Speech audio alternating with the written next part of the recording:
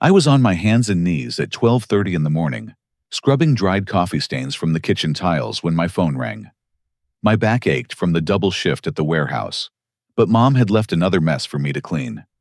The caller ID showed a number I didn't recognize. A deep voice introduced himself as Thomas Whitfield, attorney at law, calling about an inheritance from my biological father, Robert Sterling. $2.3 million. House investments, family business. Everything. Mom emerged from her bedroom in her ratty pink bathrobe, demanding to know who was calling so late. When I told her, her expression shifted from annoyance to shock, to something that made my stomach turn. Pure, calculating greed. Growing up in our cramped house in Lima, Ohio, I learned early that my face was my curse. Every morning, Mom would look at me over her coffee cup and shake her head like she was seeing a ghost. "You have his eyes, buddy," she'd say with disgust.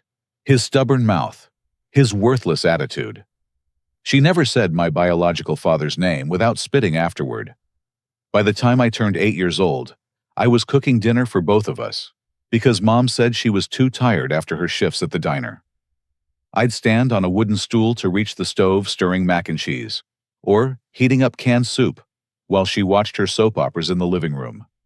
Weekends meant scrubbing the bathroom until my knuckles were raw, doing loads of laundry that seemed to multiply overnight, and mowing our small front yard with a rusty push mower that barely functioned. While other kids played baseball or went to birthday parties, I grocery shopped with the crumpled bills Mom left on the kitchen counter. I learned to stretch $20 into a week's worth of meals, choosing store-brand everything, and clipping coupons from the newspaper. The clerks at Myers Market knew me by name before I turned 10. School events were off-limits. Parent-teacher conferences, science fairs, Christmas programs where other kids had families cheering in the audience. Mom always had an excuse. Too tired, had to work. Couldn't find a babysitter for me, even though I was the one who needed her there. I stopped bringing home permission slips for field trips because the disappointment hurt too much. When Derek moved in during my 12th birthday week, things got worse. He was a short, stocky man, with grease permanently embedded under his fingernails and opinions about everything I did wrong. Derek took over the remote control, ate the food I bought, and prepared and criticized my cleaning technique while contributing nothing except more messes to clean up. "Kid moves like he's got cement in his shoes," Derek would announce from his spot on our sagging couch. No wonder his real daddy ran off. I started working at Morrison's warehouse when I turned 16, loading trucks and sorting inventory after school and on weekends. The money was supposed to help with my college fund, but somehow it always ended up covering the electric bill, or Mom's cigarettes, or Derek's beer runs to the corner store. Now, at 28 years old, I was still here, still paying rent to live in my childhood bedroom, still doing every household chore while they sat around complaining about their hard lives, still scrubbing floors at midnight because Mom couldn't be bothered to wipe up her own spills. The inheritance news should have felt like winning the lottery, but something nagged at me. If my biological father was wealthy enough to leave me millions, why had he never tried to contact me? Mom always said he disappeared before I was born, wanted nothing to do with us, never sent a dime of support. That weekend, I went down to our unfinished basement, looking for old tax documents that the lawyer had requested. Behind a stack of moldy cardboard boxes, I found a shoebox that had been shoved into a dark corner behind the water heater. Inside were letters, dozens of them, all addressed to me, all from Robert Sterling, all unopened. The postmark started from the year I was born and continued until just last month. Birthday cards with $20 bills still sealed inside. Christmas letters describing the gifts he'd bought me, but had no way to deliver. Graduation cards for elementary school, middle school, high school.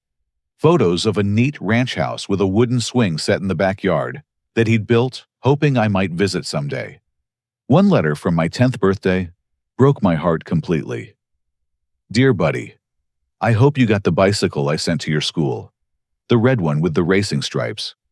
I asked them to make sure you knew it was from your dad. I think about you every single day. I drive by your house sometimes just hoping to see you playing in the yard. I love you, son. Happy birthday. Dad." I never got any bicycle. I never knew he drove by our house. For 28 years, my mother had stolen every attempt my father made to reach me. Monday morning, I confronted Mom in the kitchen, while Derek was at his job at Murphy's Auto Repair. She was sitting at our scratch table smoking her morning cigarette and scrolling through her phone. "I found them," I said, dropping the shoebox on the table. Letters scattered across the surface, some still in their original envelopes, others worn from my reading them over and over through the weekend. Mom's cigarette stopped halfway to her mouth. Her eyes darted to the letters, then back to my face. "Found what?" "Every letter he ever sent me. Every birthday card. Every Christmas present. 28 years of him trying to reach me while you told me he didn't care." She stubbed out her cigarette with more force than necessary. "I don't know what you think you found, but I think I found proof that you're a liar." I picked up one of the letters and read aloud. "Dear Buddy, I hope your first day of kindergarten went well. I wanted to buy you new school clothes, but your mother won't tell me what size you wear or where you go to school. Please know that I think about you every morning when I wake up." I looked up at her. He dated this 5 days after my first day of kindergarten. How did he know when school started if he didn't care? Mom's face had gone pale under her heavy makeup. "You don't understand. He was trouble, Buddy. I was protecting you." From what? From a father who loved me. From birthday presents and Christmas gifts. From someone who actually wanted me around. She stood up quickly, her chair scraping against the linoleum floor. "He would have disappointed you eventually. Men like him always do. I saved you from that heartbreak." I held up another letter. "This one's from when I turned 16. He says he opened a college savings account for me and wanted to discuss my future plans. He left a phone number. Did you ever call him back?" "I threw away his number." "You threw away my future." The front door slammed, and Derek walked in still wearing his grease-stained work uniform. He took one look at the scattered letters and the tension between Mom and me, and his face darkened. "What's all this drama about?" he asked, grabbing a beer from the refrigerator. "Buddy found some old mail," Mom said quickly. "He's getting all worked up over ancient history." "Not ancient history," I corrected. "The most recent letter is from 6 weeks ago. My father was trying to reach me right up until he died." Derek looked at the letters with disgust. "So your sperm donor finally croaked and left you some money. Doesn't change the fact that your mom raised you by herself for nearly 30 years. She deserves her fair share of whatever he left behind." "He left it to me, not to her." "Family's family," Derek said, taking a long drink from his beer bottle. "Your mom sacrificed everything for you. Least you can do is take care of her now that you're rich." Mom disappeared for 3 hours that afternoon without explanation. When she came back, she was carrying a manila envelope and wearing a smug expression that reminded me of a cat who'd caught a mouse. "I think you both need to see something," she announced, setting the envelope on the kitchen table. She pulled out several official-looking documents and spread them in front of us. The first was a marriage certificate from Clark County, Nevada, showing that Sharon Louise Hayes had married Robert James Sterling 6 months before my birth. The second was a divorce decree filed in Ohio 2 years later, citing irreconcilable differences. "We were legally married," Mom said triumphantly. "I have every right to claim survivor benefits and a portion of his estate. I'm his widow, even if we divorced later." Derek leaned over the documents, nodding approvingly. "Looks official to me. Buddy, you're going to have to share that inheritance money.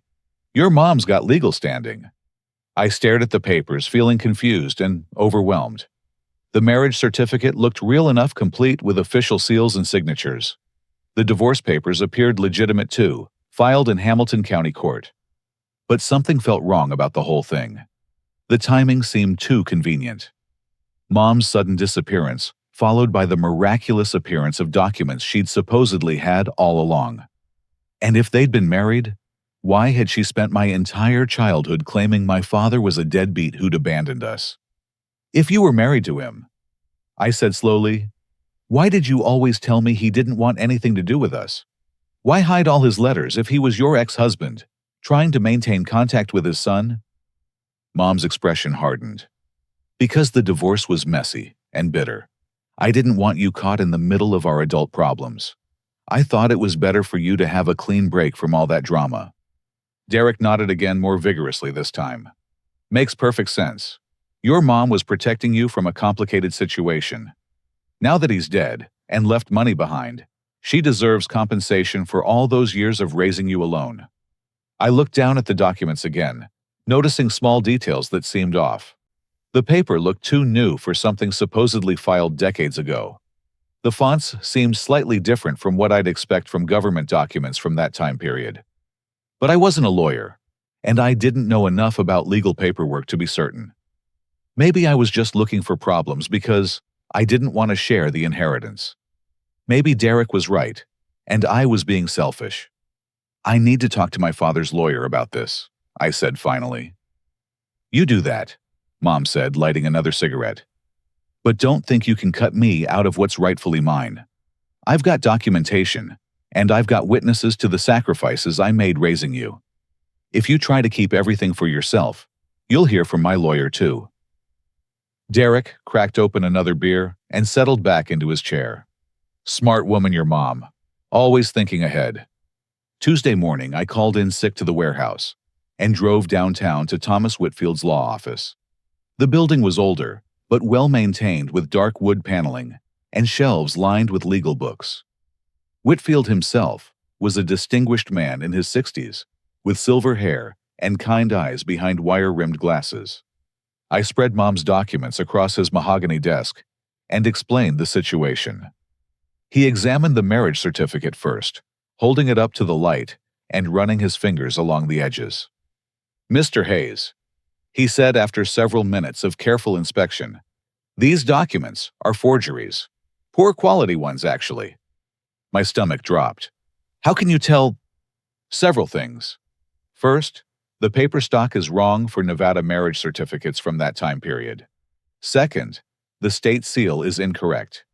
Nevada changed their official seal design 3 years before this certificate was supposedly issued. Third, the clerk's signature is inconsistent with authentication protocols that were in place then. He set down the marriage certificate and picked up the divorce decree. This one's even more obviously fake. The case number format doesn't match Hamilton County's system from that year, and the judge's signature is completely wrong. Judge Patterson retired 5 years before this document was supposedly filed.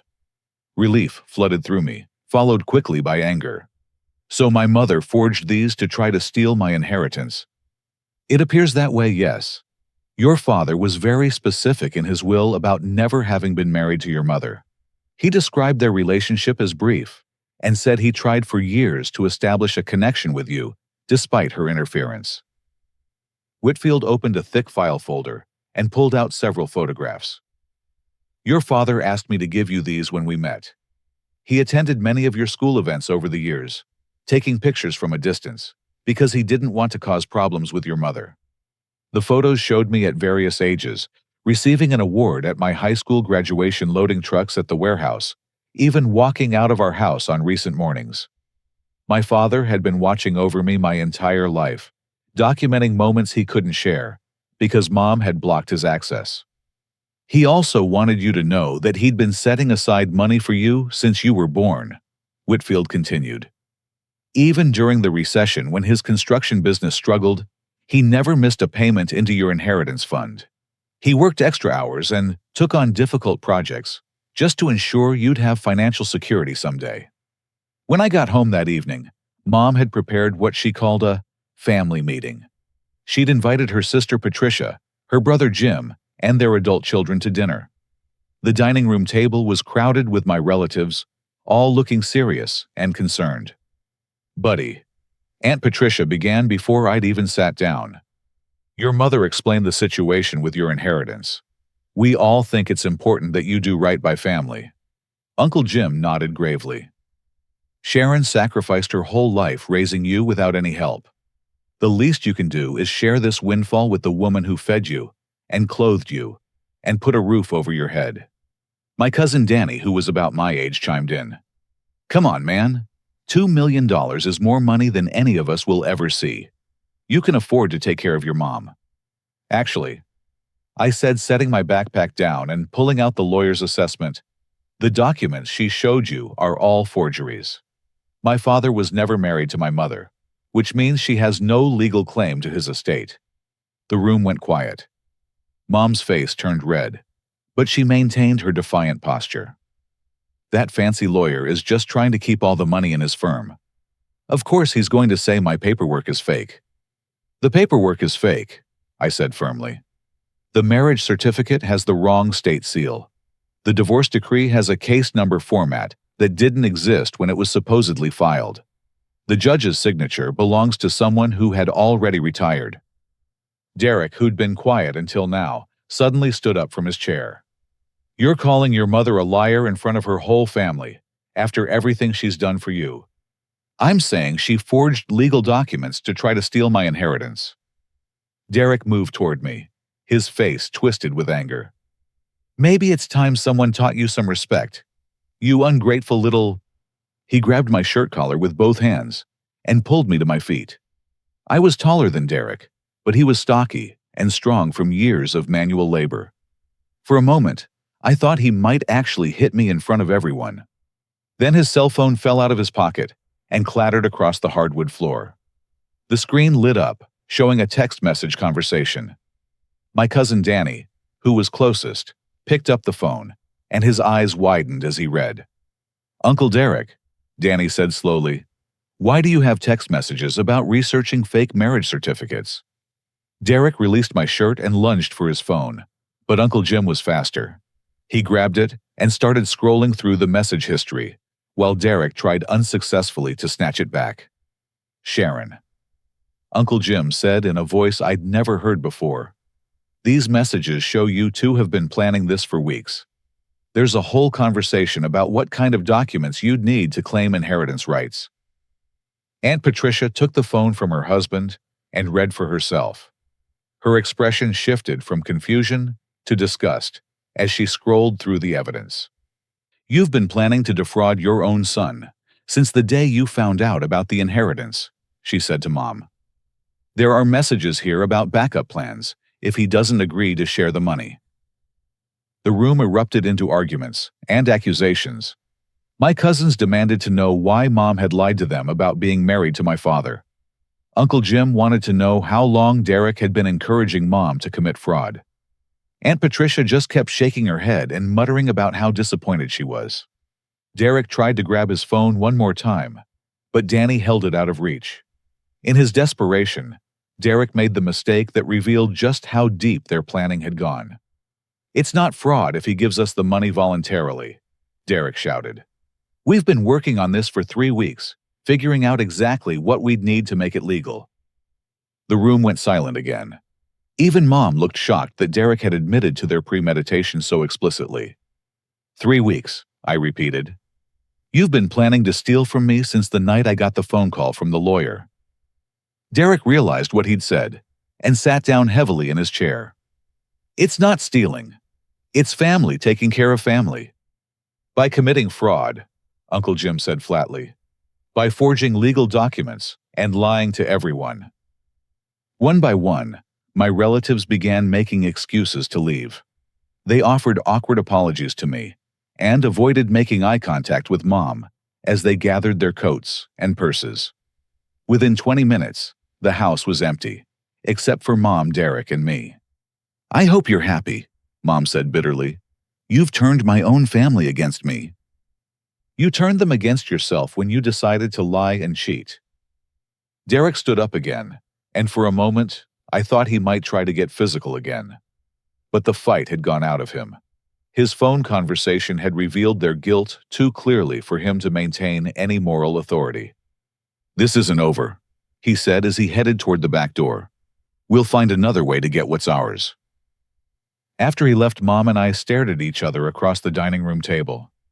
28 years of resentment and manipulation hung between us like a thick curtain. "Why?" I asked finally. "Why did you keep me from knowing my father? Why hide his letters and gifts? Why steal the money he tried to send me?" Mom lit a cigarette with shaking hands. Because I was angry. Because he got to be the good guy who sent presents while I did the hard work of actually raising you. Because every time I looked at your face, I saw him walking away from me. So you punished me for looking like him. I protected you from getting your hopes up about a man who would have disappointed you eventually. You made that choice for me. You stole my right to know my father and his right to know me.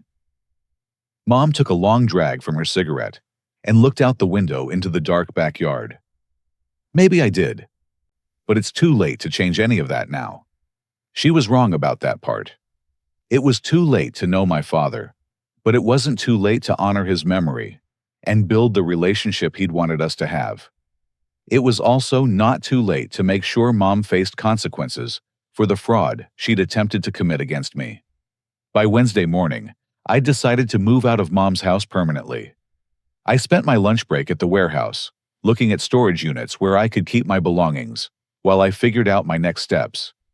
The inheritance money wouldn't be available for another week, while the lawyer completed all the paperwork, but I had enough savings to rent a small apartment somewhere across town. When I got home from work that evening, Mom was sitting in the living room with a pile of medical papers spread across the coffee table. She looked up at me with what she probably thought was a pitiful expression. "Buddy, I need to talk to you about something important," she said in a weak voice I'd never heard before. "I went to the doctor today for some tests, and they found some concerning things." I set down my work bag and looked at the papers. They appeared to be medical reports from Lima Memorial Hospital, but I'd learned not to trust any documents Mom produced. "What kind of concerning things?" "Tumors," she said, dabbing at her eyes with a tissue. "Possibly cancerous. The treatment is going to be very expensive, and my insurance doesn't cover everything." The timing was suspiciously convenient, coming just days after her inheritance scam had been exposed. But I also couldn't completely dismiss the possibility that she was actually sick. "I'll need to see the original test results," I said. "And I want to talk to your doctor directly." Mom's expression hardened slightly. "I'm your mother, buddy. You should be able to take my word about my own health." "Your word isn't worth much right now." Over the next few days, Derek began spreading rumors around our neighborhood that I was a heartless rich kid who was abandoning my sick mother. He told anyone who would listen that I'd inherited millions of dollars and refused to help pay for Mom's medical treatment. The story grew more dramatic with each telling. By Friday, neighbors were giving me dirty looks when I walked to my car. Mrs. Henderson, who lived across the street, actually crossed to the other side of the road to avoid speaking to me. Things got worse when Mom contacted my supervisor at Morrison's warehouse. Frank Morrison was a decent man in his 50s, who'd always treated me fairly, but he was also old-fashioned about family obligations. "Buddy," Frank said, when he called me into his office Monday morning, "your mother phoned me over the weekend. She's concerned that you might be planning to quit without proper notice, now that you've come into some money." "I haven't made any decisions about quitting, Mr. Morrison."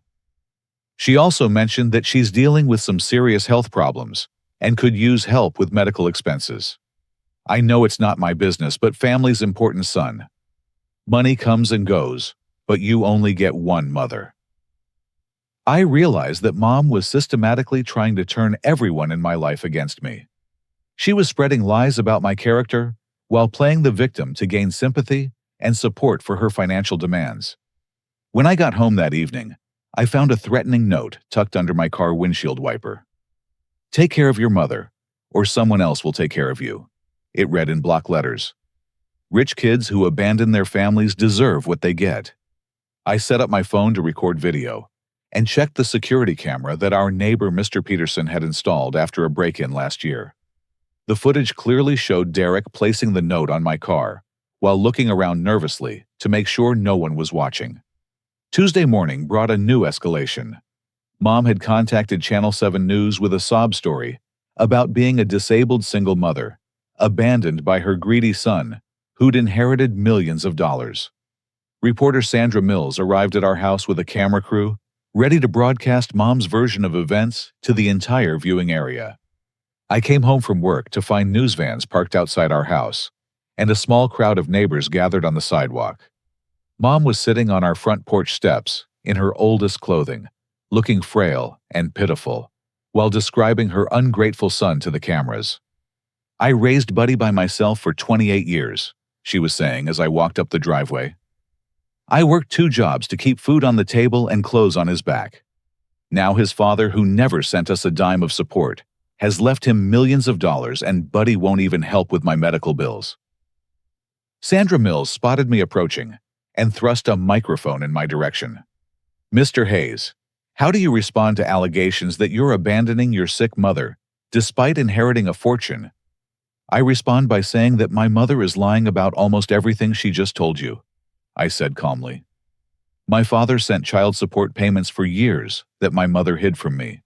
He tried to maintain contact with me, but she intercepted all his letters and gifts. And the medical records she's been showing people are forgeries, just like the marriage certificate she tried to use to steal my inheritance." The reporter looked skeptical. "You're saying your mother forged medical records?" "I'm saying she's demonstrated a pattern of creating false documents to manipulate people into giving her money." Mom burst into tears on cue. "How can he say such cruel things about his own mother? I'm facing cancer treatments, and all he cares about is keeping his money to himself."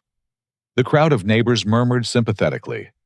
Several people shook their heads in disapproval as they looked at me. I realized that anything I said would only make me look more heartless on camera.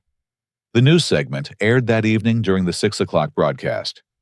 Channel 7 presented it as a human interest story about family obligations and inheritance disputes. They showed Mom looking weak and desperate, contrasted with footage of me appearing cold and defensive. The station's Facebook page filled up with angry comments from viewers calling me selfish and ungrateful. Someone had screenshot my photo from the news report and shared it on social media with captions about rich kids who abandon their families. My phone started ringing with calls from unknown numbers.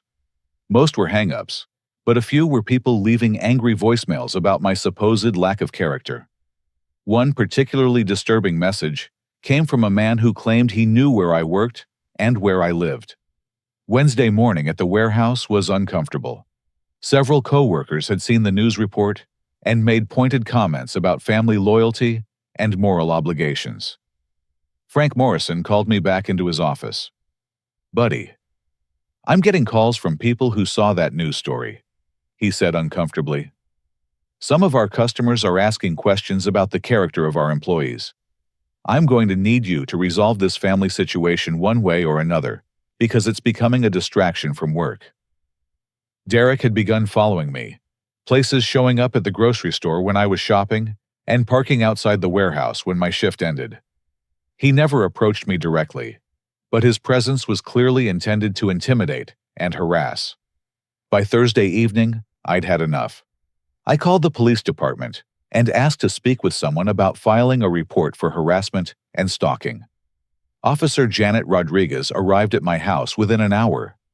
Rodriguez was a sharp-eyed woman in her 40s who listened carefully as I explained the situation and showed her the evidence I'd collected. The threatening note, the security camera footage of Derek placing it the pattern of following and intimidation. "Your stepfather is clearly trying to create a hostile environment." She agreed, after reviewing everything. The note by itself might not be enough for charges, but combined with the stalking behavior, we can definitely pursue a restraining order. She also recognized the signs of long-term emotional abuse and manipulation that I was only beginning to understand myself. "Mr. Hayes, what your mother has done to you over the years constitutes psychological abuse," Rodriguez explained. "Preventing contact between you and your father, stealing his financial support, using you as unpaid household labor, while claiming you were a burden. These are classic patterns of control and manipulation." She provided me with resources for documenting the ongoing harassment and suggested I contact the Domestic Violence Support Center for guidance on dealing with manipulative family members. "One more thing," Rodriguez said as she prepared to leave. "That news report your mother arranged, I have a contact at Channel 7 who might be interested in hearing the other side of this story. Reporters don't like being lied to, and if your mother provided false information for a news segment, they'll want to set the record straight. Friday morning brought the breakthrough I'd been hoping for. Thomas Whitfield called to tell me that he'd been reviewing my father's papers more thoroughly and had discovered something significant. "Your father worked with a private investigator for several years," Whitfield explained. "The investigator has boxes of evidence documenting your mother's interference with visitation and communication attempts. There are also recorded phone conversations where your mother explicitly threatened legal action if your father continued trying to contact you." The private investigator Marcus Chen had been hired by my father in 2 separate periods, once when I was 8 years old, and again when I turned 18. Chen had documented every attempt my father made to reach me, and every obstacle my mother put in his way. "There's something else," Whitfield continued. "Your father had been recording his phone conversations with Chen as evidence for a potential custody case. In several of those recordings, your mother admits to destroying letters and gifts. She also admits to collecting child support payments while telling you that your father never provided any financial help. This was the proof I needed to expose Mom's lies completely. Not just about the inheritance fraud, but about the entire foundation of deception she'd built around my relationship with my father." "Mr. Whitfield," I said, "I think it's time for the truth to come out publicly." Sandra Mills from Channel 7 called me Friday afternoon, and her tone was very different from our first encounter. Officer Rodriguez had passed along some information that made the reporter question the accuracy of her original story. "Mr. Hayes, I received some concerning information about the story we aired this week," Mills said. "Would you be willing to meet with me to discuss evidence that contradicts your mother's claims?" We met at a coffee shop downtown Saturday morning. I brought copies of the forged documents, the hidden letters from my father Derek's threatening text messages, and contact information for both Thomas Whitfield and Marcus Chen. Mills reviewed everything carefully, occasionally asking clarifying questions about dates and details. When she finished reading, her expression was a mixture of anger and embarrassment. "Mr. Hayes, I owe you an apology. Your mother provided me with a completely fabricated version of events, and I failed to investigate her claims before putting them on the air.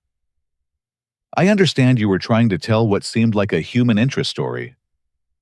What I did was broadcast lies that damaged your reputation and put you at risk of harassment from viewers who believed your mother's false narrative." Mills shook her head. "This is exactly the kind of journalistic failure that undermines public trust in news media." She asked for permission to interview Thomas Whitfield and Marcus Chen, and I agreed. Mills also requested access to the audio recordings that documented my mother's interference with my father's attempts at contact. "I want to do a follow-up story that sets the record straight," she explained. "But I need to verify everything thoroughly this time. No more taking anyone's word without independent confirmation." Monday morning, I met with Marcus Chen at his office in downtown Lima.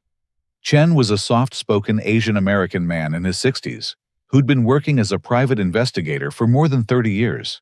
He maintained detailed files on every case he handled. "Your father was one of my most persistent clients," Chen told me, as he opened a thick folder labeled with my name. "He hired me twice over the years, and both times I had to tell him that your mother was actively blocking any possibility of contact."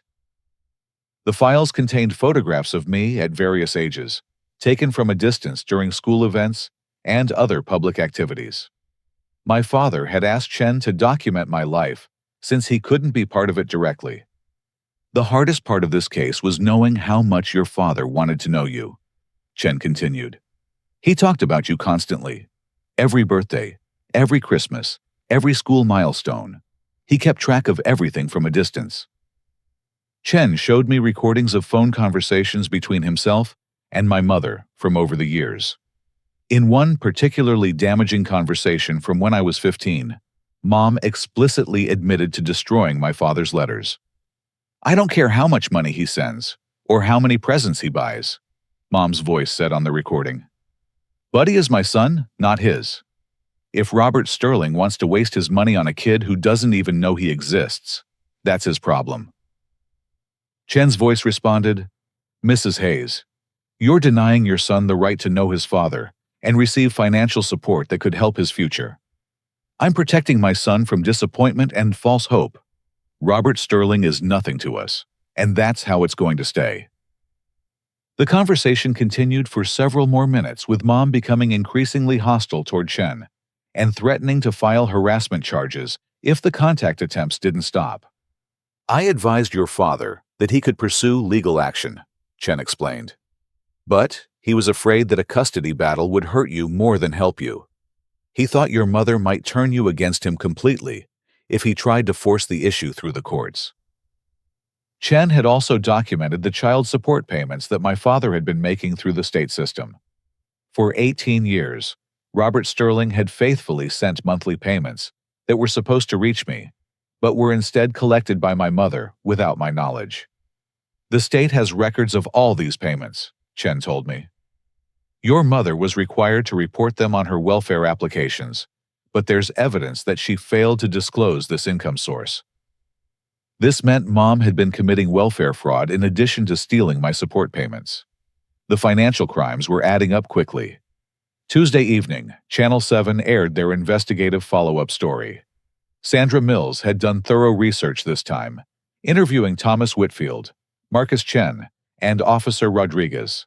The story was titled, The Inheritance Lie: How a Mother's Deception Stole a Son's Relationship with His Father. The report included audio clips from Mom's recorded conversations with the private investigator, examples of the forged documents she'd tried to use, and photos of the letters she'd hidden in our basement for decades. Mills concluded the segment by acknowledging her own failure to investigate the original story properly and apologizing for broadcasting false information. The public response was swift and dramatic. The Channel 7 Facebook page filled up with new comments, but this time they were expressing outrage at my mother's deception and sympathy for what I'd endured. Several viewers shared their own stories of being denied relationships with absent parents by manipulative guardians. Derek was arrested Wednesday morning for violating the restraining order that Officer Rodriguez had helped me obtain. He'd been spotted sitting in his car outside Morrison's warehouse during my shift, clearly violating the order to stay away from me and my workplace. Frank Morrison called me into his office again, but this time, his tone was completely different. Buddy, I owe you an apology, he said sincerely. I saw that follow-up news story, and I understand now that your mother has been lying about the situation. I should have given you the benefit of the doubt instead of pressuring you about family obligations. My co-workers were equally apologetic. Several people who had been cold toward me after the first news report now made a point of expressing support and admiration for how I'd handled such a difficult situation. The community response was overwhelmingly positive. Neighbors who had given me dirty looks the week before now stopped to offer encouragement and praise for exposing the truth. Mrs. Henderson, who had crossed the street to avoid me, brought over a casserole and a lengthy apology. Mom's public reputation was destroyed overnight. The same neighbors who had sympathized with her sob story now viewed her as a manipulative fraud who had stolen from her own son for decades. Thursday morning brought news that the State Welfare Office had opened an investigation into Mom's unreported income from my father's child support payments. The investigation would review her benefits applications going back 20 years, looking for evidence of fraud. Derek remained in county jail, unable to make bail on charges that now included harassment stalking, violating a restraining order, and outstanding warrants from neighboring counties for similar fraud schemes. By Friday, Mom had lost the support of virtually everyone in her life. Her sister Patricia called to tell her that the family was disgusted and embarrassed by her behavior. Her few remaining friends had distanced themselves after learning the truth about her lies. The inheritance paperwork was finally complete. Thomas Whitfield arranged for me to meet with my father's banker to take control of the accounts and assets. The total value was actually higher than originally estimated, $2.7 million, plus the house, plus shares in the construction company that was still operating profitably. But the money felt less important than the vindication. Everyone who had questioned my character or criticized my supposedly selfish behavior now understood that I was the victim, not the villain in this situation. My father's house was a beautiful colonial-style home in a quiet neighborhood, about 15 minutes from where I'd grown up. Walking through the rooms for the first time, I found evidence everywhere of his love and hope for a relationship with me. The guest bedroom had been set up as if he expected me to visit someday. There were framed copies of my school pictures on the dresser awards, and certificates he'd somehow obtained copies of, displayed on shelves, and a bookshelf filled with books he thought I might enjoy. His basement workshop contained handcrafted furniture pieces, each carefully labeled with notes like, "For Buddy's first apartment," and "Hope he likes this someday." My father had spent years creating things for me, while hoping we'd eventually have the chance to meet. The most emotional discovery was a journal he'd kept documenting his feelings about our separation and his hopes for our future relationship. The entries revealed a man who never stopped believing that someday we'd be able to connect as father and son. One entry from just 3 months before his death particularly moved me. Buddy graduated from high school 10 years ago, and I still think about the speech I would have given him at his graduation party. I wonder if he knows how proud I am of the man he's become despite all the obstacles his mother has put in his way. Channel 7's investigative report had far-reaching consequences beyond just correcting their original story. The segment was picked up by other news outlets and shared widely on social media, creating a public relations nightmare for my mother that extended well beyond our local community. By Monday morning, Mom's lies had been exposed to thousands of people across Ohio and neighboring states. The story resonated with viewers who had experienced similar family manipulation, and many shared it as an example of how parental alienation damages children and families. Derek remained in county jail after additional charges were filed related to his pattern of harassment and intimidation. His bail had been set high due to outstanding warrants in 2 other counties for similar fraud and extortion schemes. It became clear that his relationship with my mother was part of a larger pattern of targeting vulnerable people for financial exploitation. Mom found herself completely isolated. The neighbors who had initially supported her now avoided contact entirely. Her sister Patricia had made it clear that she was no longer welcome at family gatherings. Even her regular haunts, like the local diner and the corner store, became uncomfortable as word spread about her deception. Wednesday brought the news I'd been expecting. Criminal charges had been filed against Mom for welfare, fraud, document forgery, and interference with custody communications.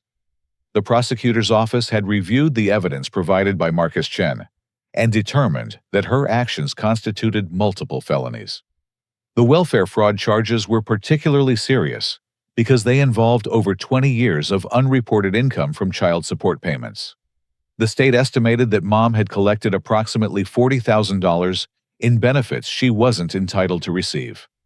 That afternoon, I was finally able to visit my father's grave for the first time. Oak Hill Cemetery was a peaceful place, with mature trees and well-maintained grounds. Robert Sterling's headstone was simple, but dignified, inscribed with his name dates and a line that brought tears to my eyes. Loving father to Buddy, whom he never stopped hoping to know. I spent an hour at the graveside, telling him about discovering his letters, learning about his construction business, and moving into his house. I promised to honor his memory and continue the legacy of generosity that his former employees had described to me. The construction company Sterling Building Solutions had been managed by my father's longtime partner and friend, Carl Brennan. When I met with Carl to discuss the future of the business, he shared stories about my father that helped me understand the man I'd never had the chance to know. "Robert talked about you every single day," Carl told me. "He kept your school pictures on his desk and your sports schedules in his truck. Even when work was stressful or business was slow, mentioning your name would make him smile." Carl also revealed that my father had been quietly supporting several local charities that helped children from broken homes. He donated money annually to programs that provided school supplies, Christmas gifts, and college scholarships to kids whose family situations made it difficult for them to succeed. Your dad believed that every child deserved to feel valued and supported, Carl explained. When he couldn't do that for you directly, he tried to do it for other kids who needed help. This gave me an idea for how to honor my father's memory in a meaningful way. Instead of simply inheriting his wealth and using it for personal comfort, I could continue his tradition of helping children who were facing similar challenges. Thursday morning, I met with Thomas Whitfield to discuss establishing a charitable foundation in my father's name.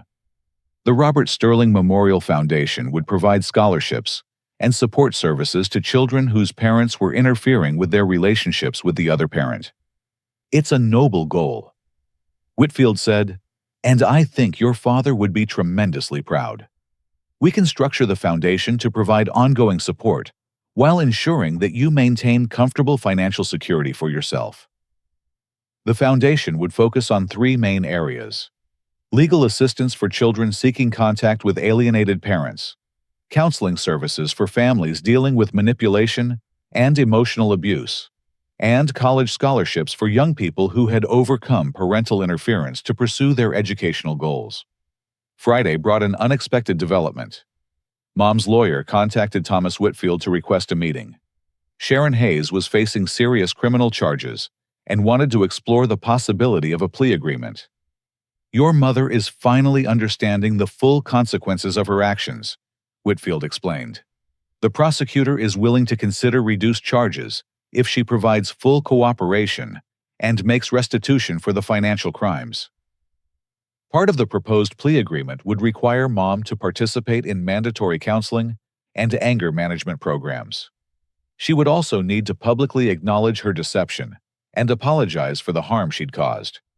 I was skeptical about the sincerity of any apology from someone who had spent decades lying and manipulating, but I agreed to consider the proposal if it included genuine accountability and prevented other families from experiencing similar abuse. The local newspaper, the Lima News, ran a feature story about the case that focused on the broader issue of parental alienation and its impact on families. The reporter interviewed family counselors and legal experts who explained how common this type of manipulation was and how difficult it could be for children to escape these situations.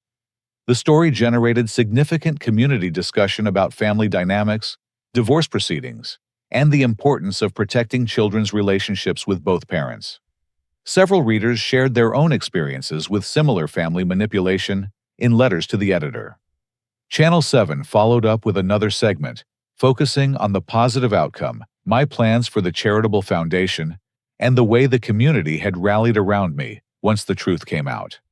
Sandra Mills interviewed several of my father's former employees who spoke about his character and his love for me. The segment ended with a powerful statement from Marcus Chen. Robert Sterling never gave up hope that someday he'd have the chance to know his son. While that reunion can't happen now, Buddy's decision to honor his father's memory through helping other families shows that love and generosity can triumph over manipulation and hatred. By the end of the week, the immediate crisis was over.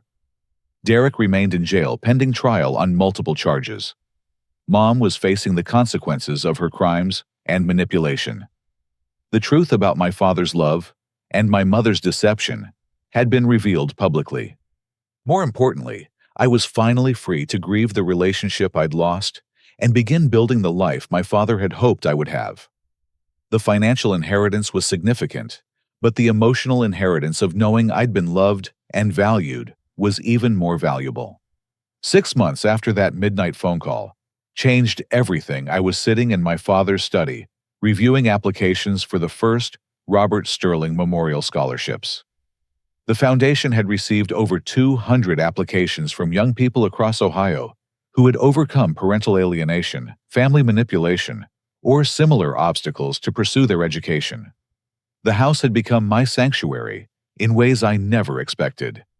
Every room held evidence of my father's hope and love. The guest bedroom he'd prepared for visits that never happened. the workshop where he'd crafted furniture he hoped to give me someday, the photo albums documenting my life from a distance. Carl Brennan had agreed to stay on as manager of Sterling Building Solutions, and the company was thriving under our joint leadership. We'd hired several new employees, including 2 young men from single-parent homes, who reminded me of myself at their age. The construction business had become more than just a source of income. It was a way to continue my father's legacy of providing good jobs and supporting the local community. We specialized in home renovations and small commercial projects, maintaining the reputation for quality work and fair dealing that my father had established. The scholarship foundation was exceeding all my expectations. In addition to providing financial assistance for college, we offered counseling services, legal support, and mentoring programs for young people dealing with family manipulation. The response from the community had been overwhelmingly positive, with donations and volunteer support flowing in from unexpected sources. One particularly rewarding case involved a 16-year-old girl named Jessica, whose mother had been preventing contact with her father for 8 years. Our legal assistance program helped facilitate supervised visits that gradually rebuilt their relationship. Watching Jessica's joy at reconnecting with her dad reminded me of what my father and I had lost, but also of how healing was possible, even after years of separation. Mom's legal situation had been resolved through a plea agreement that required her to serve 2 years of probation pay restitution for the welfare fraud and attend mandatory counseling. She'd also been required to write a formal letter of apology that was published in the Lima News, acknowledging her deception and taking responsibility for the harm she'd caused. The counseling seemed to be having some genuine effect. After 6 months of therapy, Mom contacted Thomas Whitfield, requesting a supervised meeting with me. Against the advice of several friends, I agreed to meet with her at the lawyer's office. The woman who sat across from me was very different from the manipulative, bitter person I'd grown up with. She looked older and more fragile, but also somehow more honest than I'd ever seen her. "Buddy," she began, her voice shaking slightly, "I know there's nothing I can say that will undo the damage I've done. I stole your father from you, and I stole you from him. I turned your childhood into something it never should have been." For the first time in my memory, my mother took full responsibility for her actions without making excuses or blaming others. "The counseling has helped me understand that I was jealous of your father's success and terrified of losing control over you," she continued. "I thought if you knew him, you'd choose him over me, and I'd be left with nothing. So I made sure you never had that choice." She explained that the therapy had revealed deep-seated issues with abandonment and control that stemmed from her own difficult childhood. While these factors helped explain her behavior, she emphasized that they didn't excuse it. "I want you to know that I'm not asking for forgiveness or trying to rebuild our relationship," Mom said. "I understand that I lost the right to be your mother when I chose manipulation over love. I just wanted you to know that I recognize what I did wrong, and I'm trying to become a better person." The apology felt genuine in a way that surprised me. This wasn't the calculating, manipulative woman who had spent decades lying and scheming.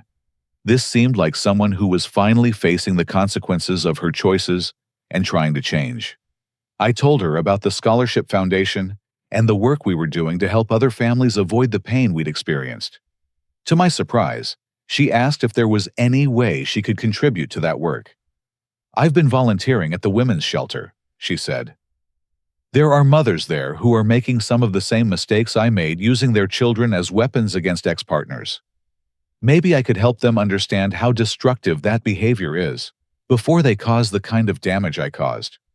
It took me several weeks to decide, but eventually I agreed to let her volunteer with the Foundation's family counseling program. Under strict supervision, she began sharing her story with other parents who were engaging in alienation behaviors, helping them understand the long-term consequences of their actions.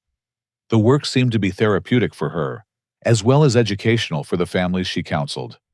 Several parents credited her testimony with helping them recognize their own destructive patterns and commit to change. Derek had been sentenced to 18 months in prison after pleading guilty to multiple charges. He was required to pay restitution and had agreed to have no contact with either Mom or me upon his release. The last I heard, he had moved to another state and was working in construction under strict probation supervision. A year after receiving my inheritance, I met Sarah Thompson, a teacher who worked with several of our scholarship recipients. Sarah was passionate about education and child welfare, and she understood immediately why the Foundation's mission was so important to me.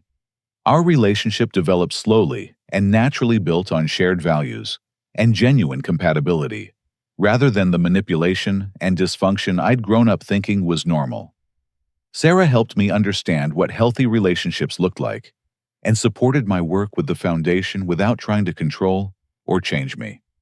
2 years after my father's death, Sterling Building Solutions had grown into one of the most respected construction companies in the region. We employed 23 people, including several scholarship recipients who were working part-time while attending college.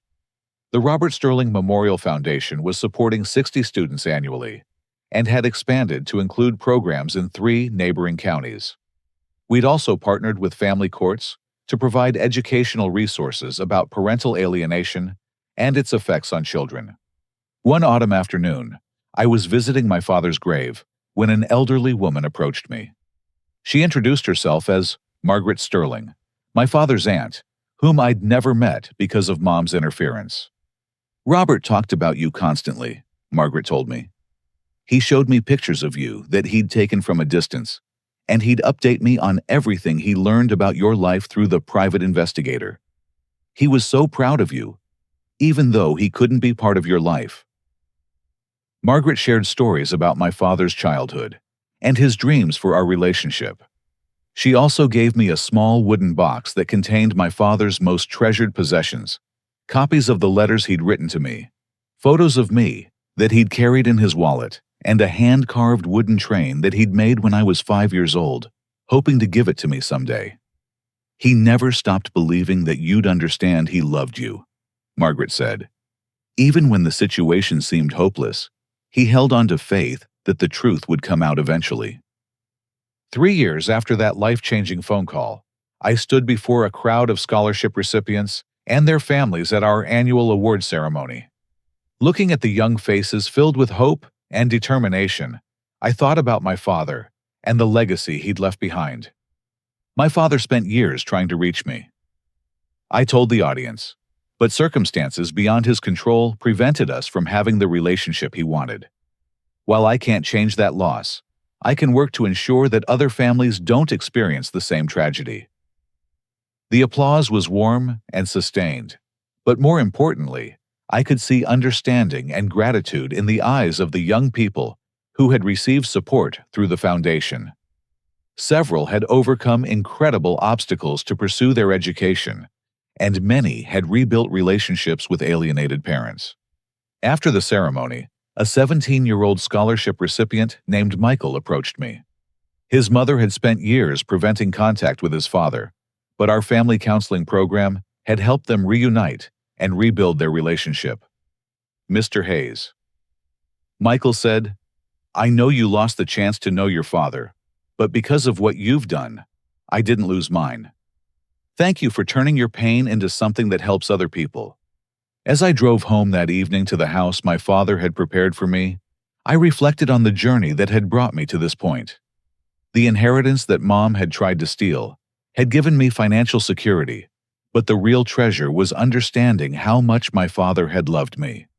The money would eventually be spent, but the Foundation would continue helping families for generations to come. The construction business would provide good jobs and serve the community. Most importantly, the truth about love manipulation and forgiveness would continue spreading through the lives of everyone we were able to help. I'd learned that family isn't defined by blood relationships or legal obligations, but by love, respect, and genuine care for each other's well-being. My father had been my true family, even though we never met. The Foundation staff and scholarship recipients had become my chosen family, connected by shared values and mutual support. Mom had completed her probation successfully and continued volunteering with families at risk for alienation behaviors. We maintained cordial contact, but our relationship would never be close. The years of manipulation had created wounds that might never fully heal, and that was something we both had to accept. The most important lesson I'd learned was that healing doesn't require forgetting the past or excusing harmful behavior. It means choosing to build something positive from the pain and ensuring that future generations don't have to experience the same suffering. Standing in my father's study that night, surrounded by the evidence of his love and hope, I felt a deep sense of peace. I couldn't change the past, but I could honor his memory by continuing his legacy of generosity and love. The Robert Sterling Memorial Foundation would ensure that his dream of supporting children and families would live on long after I was gone. In helping other young people overcome parental alienation and manipulation, I was giving my father the relationship with future generations that circumstances had denied us. Sometimes the greatest inheritance isn't money or property, but the opportunity to transform pain into purpose and ensure that love ultimately triumphs over manipulation and hatred. As I settled into my father's favorite chair to review the next day's scholarship applications, I whispered a promise to his memory. I'll make sure your love reaches the children you always wanted to help. Your legacy will live on through every family we can save from the pain we experienced. The foundation's work was just beginning, but I knew my father would be proud of what we were building together. Love had found a way to survive and flourish even across the years of separation that had kept us apart. Before I close this story, I want to ask you something that I think about often. Have you ever experienced a situation where someone tried to control your relationships with people you cared about? How did you handle it? And what advice would you give to others facing similar manipulation? Please share your thoughts in the comments below, because these conversations help all of us learn and grow together. Thank you for listening to my story and for supporting others who are working to break cycles of family manipulation and abuse. If this story resonated with you, please like this video, subscribe for more real-life stories, and share it with anyone who might benefit from hearing about healing and hope after betrayal. Remember that love and truth have a way of surviving even the darkest attempts to destroy them. No matter what challenges you're facing with difficult family situations, there is always hope for justice, healing, and building the life you deserve.